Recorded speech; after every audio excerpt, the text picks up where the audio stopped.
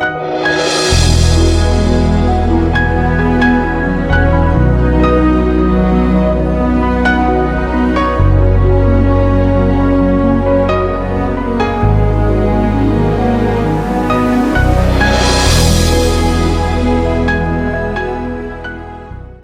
ce matin, nous allons parler de la Pentecôte. Dis avec moi la Pentecôte.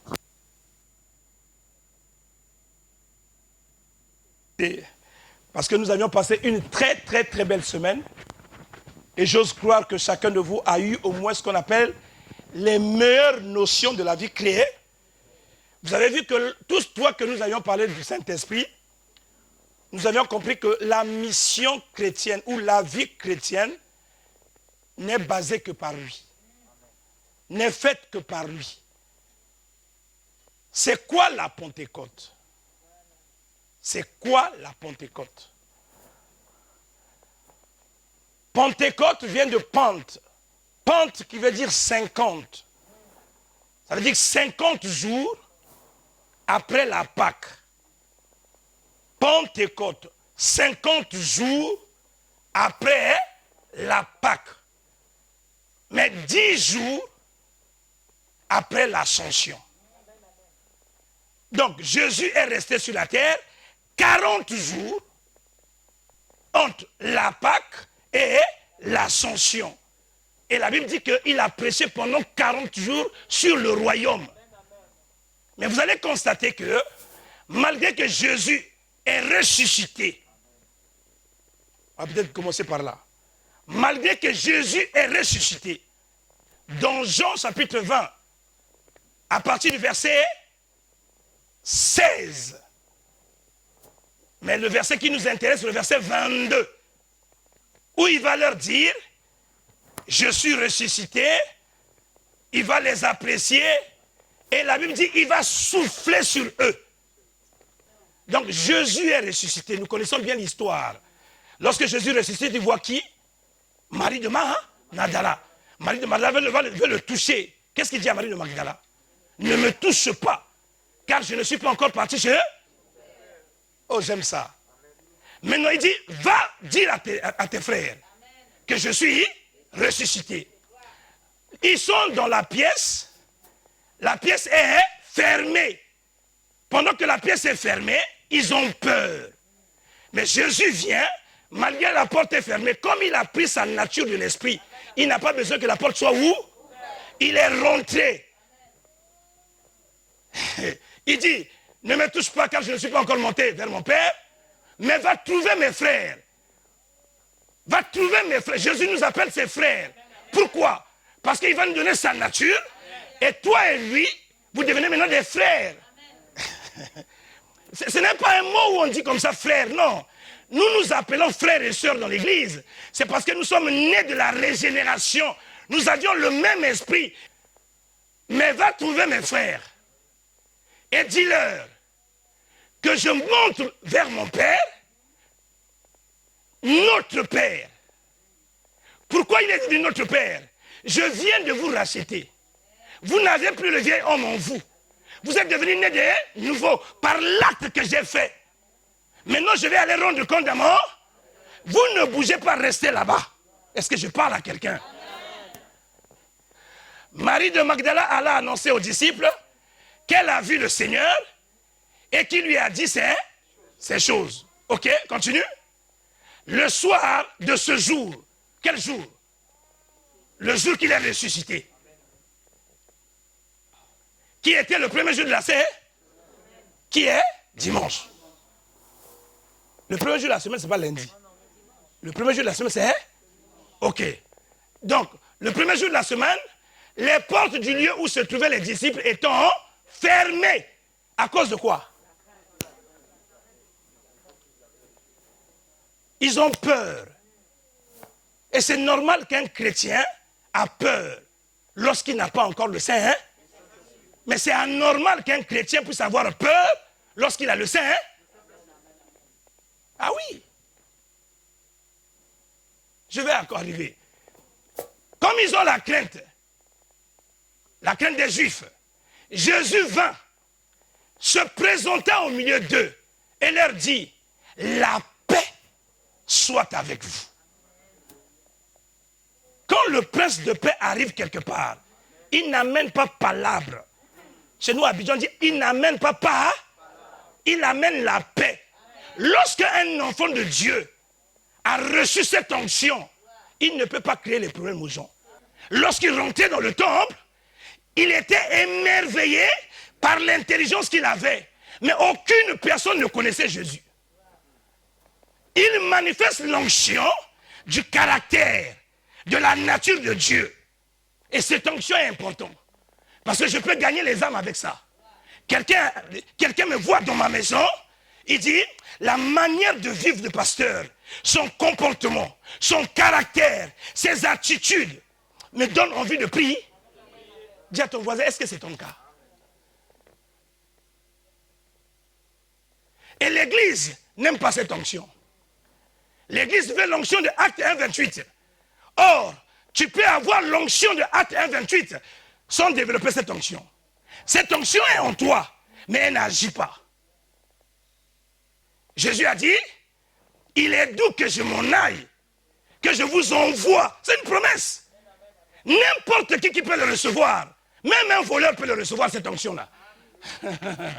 Il suffit, la Bible dit, la vie chrétienne est faite au viol. C'est les violences qui sont. Cette onction de Acte 1, 8, elle est reçue par la foi, elle est reçue par la prière, elle est reçue par l'imposition des mains. Je peux marcher avec n'importe qui que vous connaissez, de par ma connexion avec lui, il m'impose les mains, j'ai l'onction du Saint-Esprit, mais je n'ai pas le caractère du Saint-Esprit. Dis avec moi, j'aime le caractère. Parce que Jésus a dit, tel que je suis, c'est ce que vous devez être. Et l'Église africaine ne porte pas de fruit. Parce que nous avions développé le power. Mais dans l'onction du caractère, c'est n'importe quoi. Zéro. Un tel critique un tel parle mal d'un tel, un tel... Ça c'est malheureux, ça c'est malheureux. Si vous lisez le livre de Jean, Jésus est à la croix. Jésus est à la croix. Il regarde sa mère. Il regarde Jean. Il regarde Marie de Magdala. Il regarde les pires. Les personnes qui ne l'ont pas abandonné, qui sont parties avec lui jusqu'à... Il dit, Jean, voici ta mère. Mère, voici ton... Qu'est-ce qu'il voulait dire par là? Il voulait nous montrer la valeur et l'importance de la famille créée. Où est Pierre? Faites attention avec les gens qui sont autour de vous, qui vous disent, moi c'est toi, sans moi, maman. Les bavardeurs, vous allez les connaître lorsqu'il y a un petit problème dans ta vie. Celui qui t'aime, même dans les douleurs, il est avec toi. Même dans les difficultés, il est avec toi. Même dans la calomnie, il est avec toi. Même dans le mépris, il est avec toi. Pierre a dit, je ne t'abandonnerai jamais. Tous les jours, je suis avec toi. Mais à la croix, on lui a dit, est-ce que tu es avec? Je ne l'ai jamais vu. Pierre, qui était seulement l'homme qui mettait seulement la tête, il ne faisait pas du bruit. Mais son cœur était conscient que depuis que j'ai rencontré cet homme, je ne peux jamais le quitter. Dis à ton voisin, sois comme Pierre et sois comme Jean. Quel genre d'amitié parfois nous avions dans la société? Les amitiés d'intérêt. Pourquoi on a les amitiés d'intérêt? C'est parce qu'on n'a pas développé l'onction les fruits du caractère. Nous avions dit ceci. Lorsqu'il a soufflé en eux, l'objectif c'était quoi? La nature de Dieu qu'ils avaient reçue, qu'ils puissent avoir dans leur vie comme nature, comme caractère. Et au fur et à mesure que je m'associe à Dieu, au fur et à mesure que Dieu et moi, nous devenons une même personne, mes attitudes d'avant, mon caractère d'avant disparaît, laisse la place à la présence du Seigneur. Galates 2, verset 20 commence à s'accommoder. Ce n'est plus moi qui vis, mais c'est Jésus qui vit en. Ce n'est pas un slogan. Parce que cette nature de Christ en nous va fournir ce qu'on appelle les fruits. Les fruits ne sont pas les dons. Devant chaque arbre de Noël, on met les cadeaux. Les enfants, quand ils viennent prendre les cadeaux, ils voient l'arbre, ils voient les cadeaux. Mais il n'y a pas de relation entre l'arbre et les cadeaux. Eux, comme ils sont naïfs, ils pensent que les cadeaux viennent d'eux. Alors que l'arbre ne connaît pas les cadeaux ne connaissent pas l'arbre. Et dans la vie chrétienne de beaucoup de personnes, ils ont des cadeaux, mais ils ne connaissent pas l'arbre. Ils ne connaissent pas l'auteur des cas. Est-ce que je parle à quelqu'un? Dis avec moi cette année. Je tiens à ce que le caractère se réalise réellement dans ma vie. Au fur et à mesure, je n'ai pas dit que ça vient en un jour. J'ai dit que c'est un processus. C'est la nature de Dieu qui est venue en toi. Chaque fois que cette nature s'accumule à toi, s'attache à toi, elle manifeste ce qu'on appelle l'amour. Quand l'amour vient dans ta vie, elle enlève l'ancienne nature qui s'appelle la haine. Est-ce que je parle à quelqu'un? Parce que les deux ne peuvent pas vivre ensemble. Galates 5, 17. Il dit, les fruits de la chair sont inimitiés aux fruits de l'air. Lorsqu'un fruit de l'esprit se manifeste en toi, celui de la chair sort. Celui de la chair te quitte. En réalité, même celui de la chair n'est plus en toi. Si vous permettez que je sois exigeant. Parce que la Bible dit, le vieil homme est mort. Si mon vieil homme est mort, il n'y a plus de démons en moi. Il n'y a plus le mal en moi. Je suis régénéré par l'esprit. Et je dois manifester les fruits de l'air. Mais pourquoi toi et moi nous manifestons encore les fruits de la chair? Ça, c'est les choses pour lesquelles on ne devait plus trouver dans la maison de l'Éternel. Et c'est ça qui fait la faiblesse de l'Église. Pourquoi? Parce qu'on ne veut pas Christ. On ne veut pas sa nature. C'est pour ça que dans l'onction, on dit l'onction de Dieu en nous et l'onction de Dieu sur nous. Quand on dit l'onction de Dieu en nous, on parle de la demeure, on parle de cette onction que Christ a soufflé dans les disciples, où Jésus vient habiter dans ta vie. Quand il habite en toi, quand on te voit, on le voit. Puis pour que lorsque les gens te voient, ils disent non, je n'ai pas besoin d'aller prier à l'église. J'ai déjà Jésus en face d'eux. Ça ferait plaisir. Ça gagnerait beaucoup d'âmes. Mais ça, sur 100, on va avoir même 15% de l'église sur ça. Et c'est pour ça que tu vas voir que, malgré que les gens vont à l'église, ils n'ont pas ce qu'on appelle l'amour aga. Donc, lorsqu'il a soufflé en eux, il leur a donné sa nature.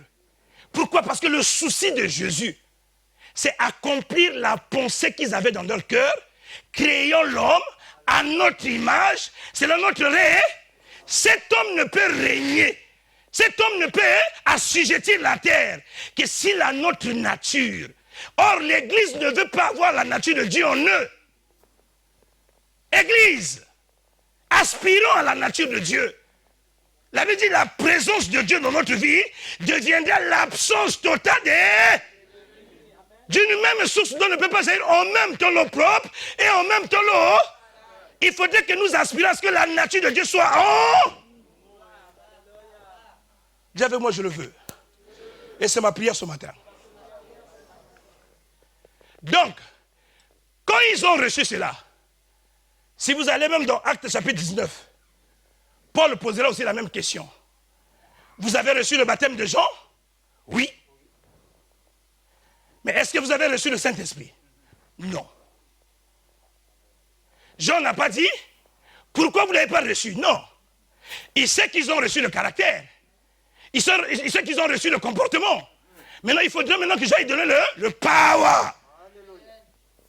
C'est bien de recevoir le caractère, d'avoir le comportement, afin d'avoir aussi le power. Mais nous tous, nous voulons le power, mais nous ne voulons pas le 2 Corinthiens 5 et 17. Si quelqu'un est en Christ, il devient une nouvelle créée. Les choses anciennes sont, toutes choses sont devenues nouvelles. Parce qu'il y a un nouveau esprit qui est venu en lui. Il y a un nouveau corps qui est venu en lui. Et ce corps-là, au fur et à mesure que tu tisses la relation avec Dieu, que tu as l'intimité avec Dieu, il produit quoi? L'amour. Il produit quoi? La joie. Il produit quoi? La paix. Il produit quoi? La fidélité. Il produit quoi? La bénignité. Il produit quoi? La bonté. Il produit quoi? La tempérance. Il te donne la douceur. Est-ce que quand on te voit, toi et moi, est-ce qu'on peut lire Jésus en nous? C'est l'attente de Christ. Il ne veut pas seulement nous donner le power, mais il veut que lorsqu'on nous voit, qu'on le voie en nous, même quand Pierre le réunit, la dame a dit quoi? Mais monsieur, tu le réunis pour rien. Tu marches comme lui, tu parles comme lui. Qui s'assemble se ressemble. Dis à ton voisin, tu marches avec qui? Tu parles avec qui? Et c'est là où le verset, le psaume chapitre 1, verset 1, trouve sa forme. Il dit, heureux l'homme qui est comme un arbre qui est planté à côté d'un. Il dit, il porte son fruit dans toute saison. Pourquoi? Parce que cette terre-là est attachée à l'eau, comme l'homme est attaché à Dieu. Et lorsque l'homme est attaché à Dieu, il a le reflet de Dieu, il a la nature de Dieu. Quand tu prends Genèse chapitre 1, ou bien Genèse chapitre 2, quand Dieu crée l'homme et qu'il prend Adam et Ève, il les met où? Dans le jardin d'Éden. Le jardin d'Éden était un jardin de délices. Pourquoi Éden est un jardin de délices? Parce que Éden est entouré de 5 fleuves. Le jour que je vais prêcher sur les 5 fleuves, vous serez surpris. Les 5 fleuves entouraient Éden. C'est ce qui donnait la valeur et l'importance à... Il n'y a pas de valeur s'il n'y a pas la vie de Dieu en toi. Dis avec moi, j'aspire. Et je le désire. Tout le monde a compris? Ça, c'est l'onction du camp. Chaque enfant de Dieu devait avoir le comportement de Dieu. Nous avions dit ceci. Cette onction-là, lorsque tu le reçois, elle ne te donne pas le pouvoir. Elle ne te donne pas l'accélération divine. Elle ne te donne pas la capacité de bien vendre au marché. Elle ne te donne pas l'excellence dans le travail que tu es en train de faire. Cette onction n'est liée qu'à la nature, n'est liée qu'au comportement. C'est cette onction qui te donne le caractère de Dieu afin que tu puisses porter les fruits de Dieu. Maintenant, Jésus va leur dire ceci. Il est mieux que vous restez ici. Pourquoi? Parce que moi j'ai été sur la terre. Je connais la méchanceté de Annie. Je connais la méchanceté de Sylviana. Je connais la méchanceté de toutes les personnes qui sont ici. Si vous partez sans la puissance, ces personnes-là vont vous écraser. Ces personnes-là vont dominer sur vous. Ces personnes-là vont vous faire du mal. Parce que ce que je vous ai soufflé n'est que l'onction pour que vous ayez mon cas. Mais vous avez maintenant l'onction pour que votre vie avance. Vous avez maintenant l'onction pour que votre vie marche. Vous avez maintenant l'onction pour que les choses réussissent dans votre vie. Vous avez maintenant l'onction pour que la puissance de Dieu se manifeste sur la... Dis avec moi, j'aime ça. Acte chapitre 1, verset 8.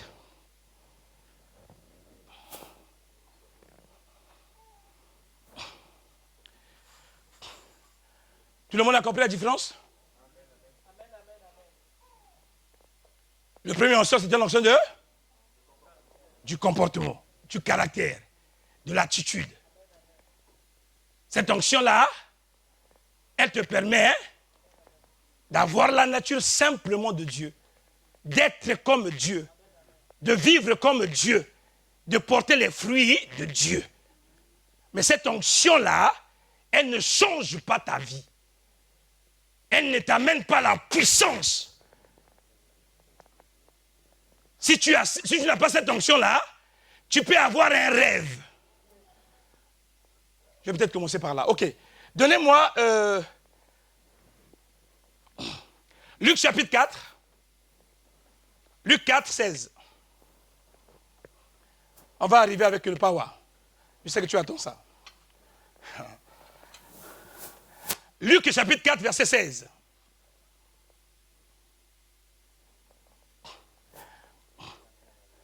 Il se rendit à Nazareth, où il avait été. Est-ce que tout le monde va participer avec moi? Dis à ton voisin, ne dors pas.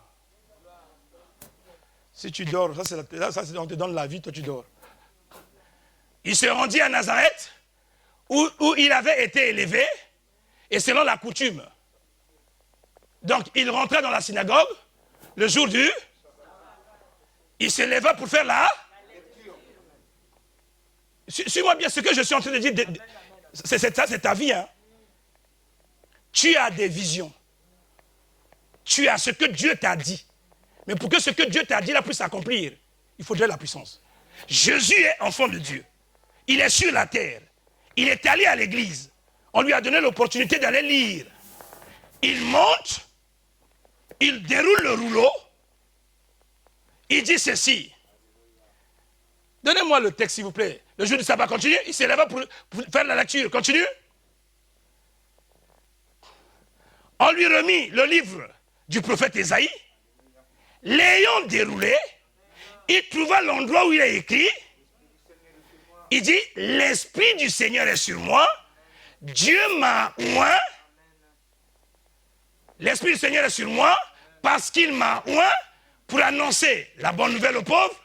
Il m'a envoyé pour guérir ceux qui ont le cœur brisé, pour proclamer aux captifs la liberté, aux aveugles le recouvrement de la vue, et pour rendre libres les opprimés et amener une année d'art. Donc les 7 missions de Jésus sur la terre, on peut dire la vision que Jésus a eue, on peut dire le programme que Jésus va venir faire sur la terre. Il a fini de lire le livre, il a fermé le livre. Qu'est-ce qui a changé dans sa vie?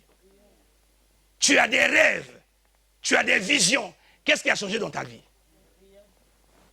Il a une mission, mais pour que cette mission puisse s'accomplir, il a besoin d'autre chose. Tu as une vision, elle a un don. Mais aucune personne ne connaît Annie sur les Champs-Élysées. Elle a un don. Mais aucune personne ne connaît Maman Bella en France. Mais ce don-là, pour que les projecteurs du ciel puissent se braquer sur Maman Bella, afin que le monde entier le connaisse, elle a besoin du power. Si tu connais la différence, tu sauras maintenant comment aller prier. Jésus a lu le livre. Qu'est-ce qui s'est passé dans sa vie? Il a montré le programme. Tout le monde a su le pro. Maintenant, va maintenant à Luc chapitre 4, au verset 14.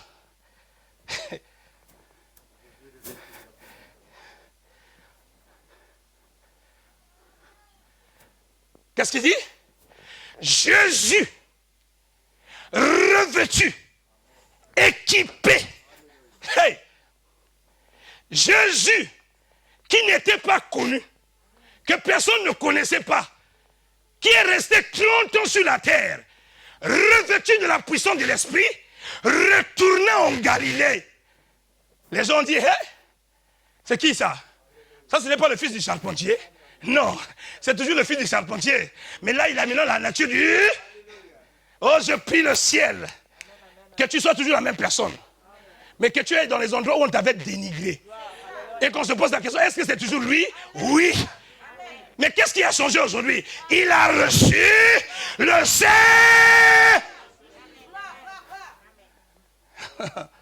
Est-ce que je parle à quelqu'un ce matin? Je vais monter. Et pendant que je suis en train de parler, reçois. Parce que quelque chose va se faire dans ta vie ce matin. Il dit Jésus, revêtu de la puissance de l'Esprit, retournant en Galilée, et sa renommée se répandit sur tout le pays alentours. Mais il était toujours là ou pas? Oui. Mais pourquoi on ne le connaissait pas? Il avait la nature du comportement, il avait une vision, il avait des rêves, mais les rêves ne pouvaient se manifester que lorsqu'on est revêtu. Dis avec moi ce matin, Seigneur. Oh, ce matin, Seigneur, revêt-moi, donne-moi ta nature. Dis avec moi, à partir d'aujourd'hui, il y a un don qui est en moi, mais qui meurt.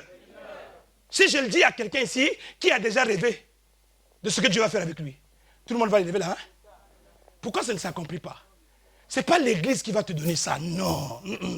Ce n'est pas un pasteur qui va te donner ça, non. La soif vient de eux. Tu as une soif. La Bible dit ceci. Donne-moi ta veste, ma fille. Oh, que Dieu te bénisse. Élie est allé à jeter le manteau sur Élisée. Il lui dit, suis-moi. Le petit a reçu l'onction du caractère. L'onction du comportement. Maintenant, le petit marche avec Élie. Ils vont à Gilgal. Ils vont à Bethel. Ils vont à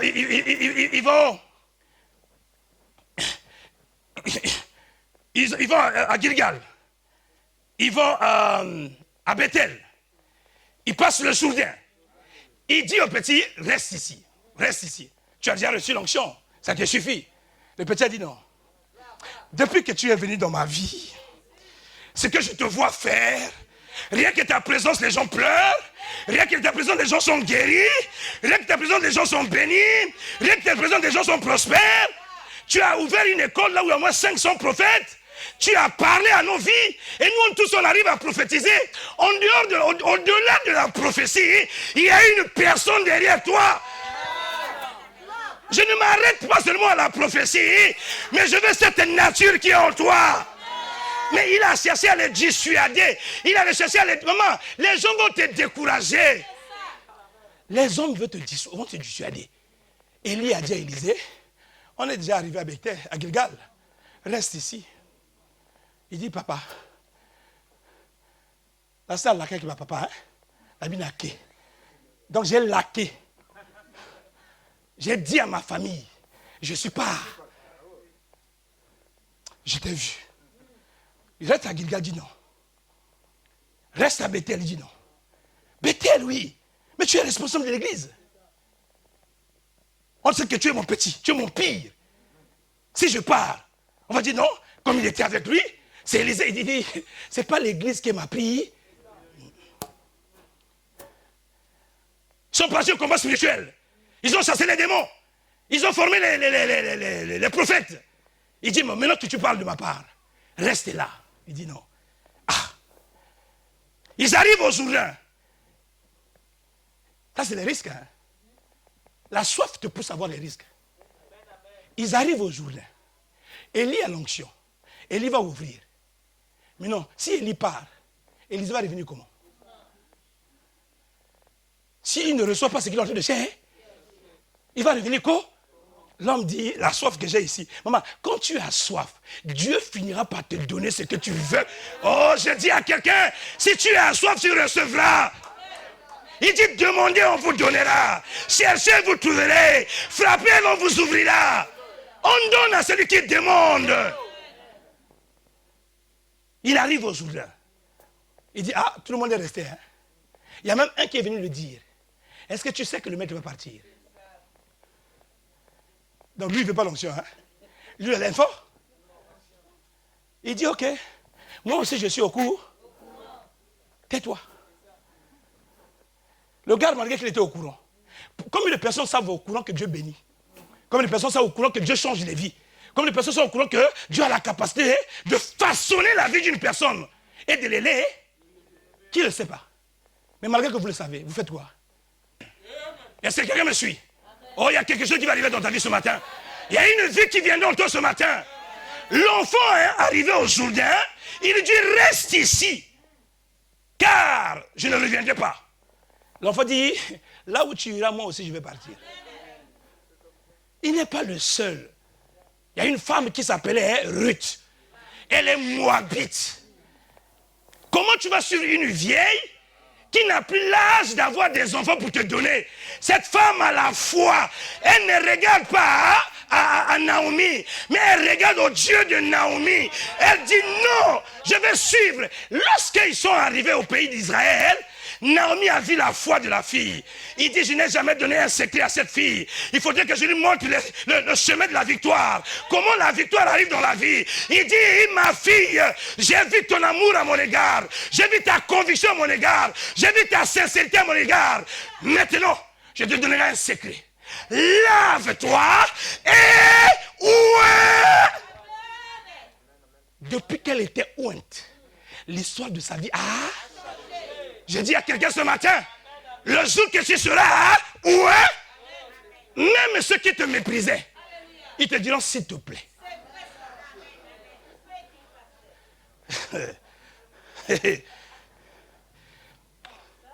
Si tu n'as pas compris ça, tu ne pourras pas voir l'amour de Jésus.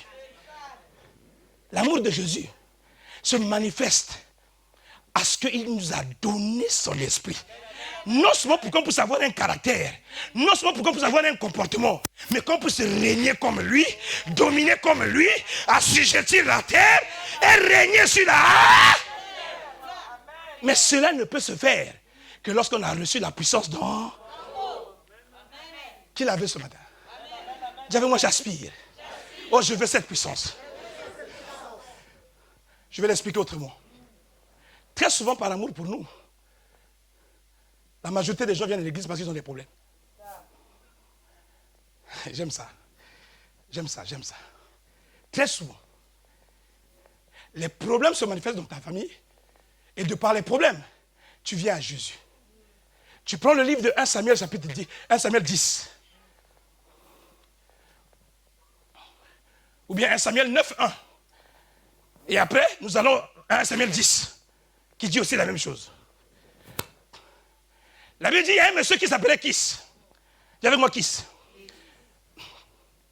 Il y a un monsieur, suivez-moi, regardez-moi. Prenez les versets, allez lire à la maison. Parce que je veux que quelque chose rentre en toi ce matin. Ton amen est bizarre. Oh, donne-moi un amen de champion. Il y a un monsieur qui s'appelle Kis. Kis est en train de perdre un chaptel. Et pendant qu'il est en train de perdre le chaptel, les ânesses de Kis vont disparaître. Kis perd ses ânesses. Il y a quelqu'un ici qui a perdu quelque chose. Et dans la chose que tu as perdue, tu te dis, si je vais à Christ, peut-être que je vais le retrouver. Mais le problème, c'est que lorsque tu viendras chercher la chose que tu as retrouvée, tu as une vision. Mais tu ne connais pas la vision que Dieu a prévue pour toi. Oh, est-ce que je suis en train de parler à quelqu'un? Ton amen est bizarre. Donne-moi l'amen de vainqueur. Qui se perd les ânesses? Il dit à son fils Saoul, il dit, mon fils, j'ai perdu les ânesses. Est-ce que tu peux aller les chercher? Le fils par obéissance à son père.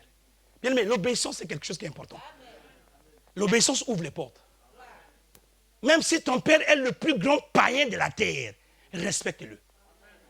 Que ce soit un père spirituel, physique, biologique, n'importe quel père que tu auras dans ta vie, aussi longtemps que tu le respectes, non seulement que Dieu va être favorable à ton égard, il permettra aussi que tu vives longtemps. Est-ce que je parle avec quelqu'un? Qui s'est perdu les ânesses? Il dit à Saoul, mon fils, j'ai perdu mes ânesses. Il faut aller les chercher. Saoul dit ceci à son serviteur, mon père a perdu les ânesses, allons-les. Et lorsqu'ils sont allés chercher les ânesses, ils ont cherché, ils ne les ont pas trouvés. Plus tu cherches quelque chose et que tu ne trouves pas, qu'est-ce qui arrive dans ta vie? Ce n'est pas ce qui est en toi. Mais si tu sais que tu es venu ici, parce que tu as des ânesses que tu as perdues, pourquoi tu vas te décourager? Même si tu ne les trouves pas, il faut continuer à chercher. Oh, il y a un serviteur qui était avec lui, il lui a dit, mais on est déjà venu chercher. Pourquoi on va repartir? Je dis à quelqu'un, si tu as déjà fait le pas, en venant au Seigneur, même si tu n'as pas retrouvé les choses que tu cherchais, continue à persister, tu rencontreras la chose. Ils n'ont pas trouvé les ânesses. Donnez-moi le texte, j'aime bien le texte. Descends rapidement. Descends. Il était beau, hein? Plus beau qu'aucun autre d'Israël. Dépassant plus de la tête, vas-y. Descends rapidement. Trouve-moi là où il a dit, il n'a pas trouvé les ânesses. Il dit, les ânesses de Kis, de père de Saoul, c'était égaré. Christ dit à Saul, mon fils, prends avec toi l'un de tes serviteurs, lève-toi et va chercher les ânes. Il passait les montagnes d'Éphraïm, il traversait le pays de Shalisha, sans les trouver. Il passait le pays de Shalim. Et il n'y avait pas. Maman, lorsque tu n'as pas d'onction, tu vas te fatiguer dans la maison de Dieu. Tu vas prier, tu as l'impression que tu pries, mais on ne t'entend pas. Tu as l'impression que tu pries, mais tu ne vois pas la main de l'Éternel. Tu as l'impression que tu fais tout ce qu'on t'a demandé de faire. Maman, la prière rime avec l'onction. La prière rime avec l'onction. Si tu n'as pas l'onction, tu n'es qu'un cymbale qui retentit. Le temps est arrivé où l'Église doit comprendre, si j'ai envie de retrouver les choses que j'ai perdues, je dois avoir l'onction. Ils ne trouvent pas ce qu'ils veulent ici parce qu'il n'y a pas l'onction. Ils parcoururent le pays de Benjamin et ils ne les trouvèrent pas. Continue. C'était arrivé dans le pays de Tchoup. Lorsque Saul dit à son serviteur qui l'accompagnait, il dit, viens, retournons, de peur que mon père, oublions les ânesses, ne soit plus à peine de retournons, abandonnons, laissons. C'est comme ça nous avait trompés. Les histoires des églises de réveil, c'est comme si c'était un mensonge. Hein? C'est pas ce que tu dis. Zacharie 4, 6. Ce n'est ni par la force, ce n'est ni par la puissance, mais c'est par... S'il n'y a pas l'esprit, tu ne peux pas retrouver les choses que tu cherches. Tu ne peux pas obtenir les choses que tu cherches. Tu as besoin de l'esprit. Le serviteur lui dit, mais si on repart, donc tout le trajet qu'on a fait ici, on a fait pour rien. Dis avec moi, je connais quelqu'un. Oh, tu ne me dis pas ça bien. Dis avec moi, je connais quelqu'un. Le serviteur a dit, il y a quelqu'un ici, dans cette ville. Si on va le voir, lui pourra nous dire, là où il y a... Ce que j'aime, il précise. Cet homme est un homme de Dieu. Tout ce qu'il dit. Or, quel est cet homme de Dieu où tout ce qu'il dit arrive? C'est qui? C'est Jésus. Quel est cet homme de Dieu qui ne ment jamais? Parce que quand on dit tout ce qu'il dit, chaque mot qu'il dit, ce qu'il entreprend, finit par... Il dit, si on va le voir, on va retrouver les ânesses. Donne-moi maintenant le 1 Samuel 10. J'aime bien la version 1 Samuel 10. Il va dire la même chose. Vas-y. 1 Samuel 10. Samuel est allé chez qui? Et Saoul est allé chez qui? Chez Samuel. Il dit à son serviteur, vous connaissez l'histoire, il dit à son serviteur, on ne peut pas aller voir un homme de Dieu sans argent. L'autre dit, moi j'ai l'argent. Si on va là-bas, et vous allez comprendre que même l'argent qu'il avait dit qu'il a l'argent, parce qu'ils ont rencontré Samuel en chemin. Ça veut dire que l'argent n'avait pas été donné. Parce qu'ils ont rencontré l'homme en chemin. Parce qu'ils ont posé la question, nous cherchons un monsieur qui s'appelle Samuel. Samuel dit, c'est moi. Déjà, ils sont surpris que Samuel dit que c'est lui. Et là, lorsqu'il leur dit, c'est moi, il dit, on est venu te chercher. Il dit, oh petit, comme tu m'as rencontré là, ce que tu es en train de chercher, ça a déjà été trouvé. Oh, lorsque tu rencontres le Christ et que l'onction de Dieu vient dans ta vie, les choses que tu avais perdues, tu vas les retrouver. Je suis venu dire à quelqu'un ce matin, si tu demandes l'onction dans ta vie, au sortir de cette église, tu vas retrouver les choses que tu avais perdues au nom de... Qu'il soit ainsi dans ta vie, qu'il en soit ainsi dans ta vie. Ton amen est bizarre. Ton amen me fait peur. Ils arrivent chez Samuel. Samuel prit une fiole. Suis-moi bien. Chez Samuel, on dit il prit une fiole. Mais chez David, on dit il prit une corne. Ok. Parce que je peux prêcher la même chose en disant autre chose aussi. Kis veut dire une vision. Saoul veut dire l'homme du peuple. Le choix du peuple. L'homme peut avoir une vision qui est la vision du peuple, qui est le choix du peuple.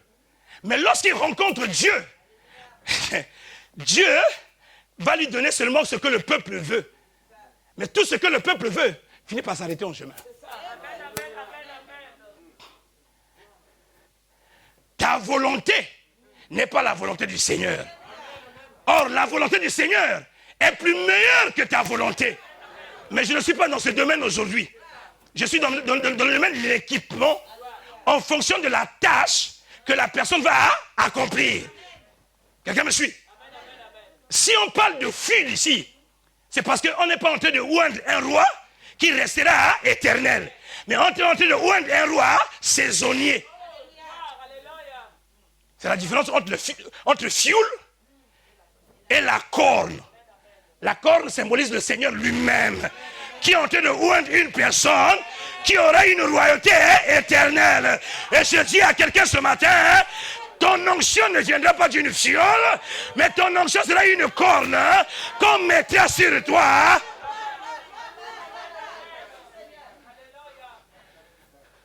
Si tu aimes la parole, c'est elle qui va s'accomplir dans ta vie. Si tu n'aimes pas la parole, c'est autre chose qui va s'accomplir dans ta vie.